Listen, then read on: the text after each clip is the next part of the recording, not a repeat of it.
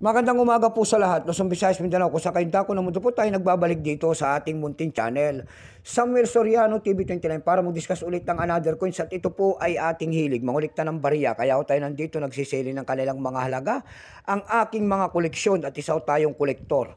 Magandang umaga po sa lahat ng aking mga subscriber. Kung sa kayong dako ng mundo po, keep safe po sa lahat and God bless. Maraming salamat din po sa mga nanonood doon sa aking FB page, Samuel Soriano. Lahat po ng aking followers ko doon ay thank you so much. Ayan, yung mga pwedeng pakipalo naman ang aking FB page, Samuel Soriano po. Thank you so much. Yun naman po hindi pa po nakapag-subscribe dito sa aking YouTube channel. Anyayaan ko sana kayo. At malaking tulong na po ang inyong gagawin tulad ng pagpindot ng ating subscribe button, like and share para ma-update ko naman kayo sa mga litis ko pang gagawin mga video po. Mayroon na naman tayong pag-usapang barya, mga sinaunang barya.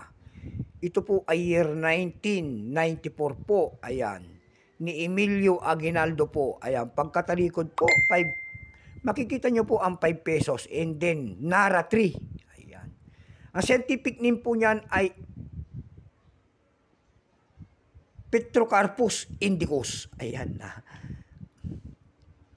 Bago tayo magsimula sa ating talakayan, kilalanin mo muna natin siya para malaman natin ang kanyang presyo. Issue po Philippines po, Period Republic 1946 up to date po.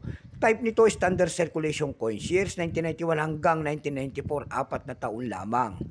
Value nito 5 pesos po. Ayan. Currency piso 1967 up to date po. Composition po nito ay nickel brass. May bigat itong 9.45 grams.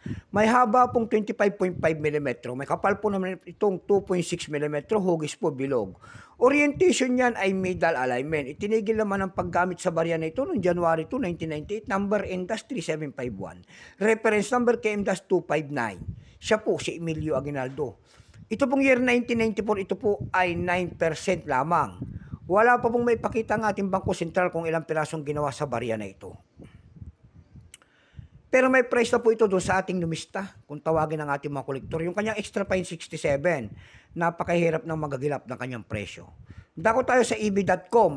Sa eb.com may nakita tayo nagbebenta doon ng $13.13. Nasundan po yan ng $10.3. Dako tayo sa Carousel PH. Sa Carousel PH, may nakita tayo nagbebenta doon ng 750 pesos nito.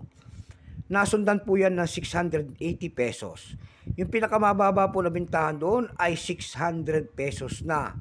Ayan. So hanggang dito na lamang po Luzon, Visayas, Mindanao. Kung saan kayong dako ng mundo po, keep safe po sa lahat and God bless.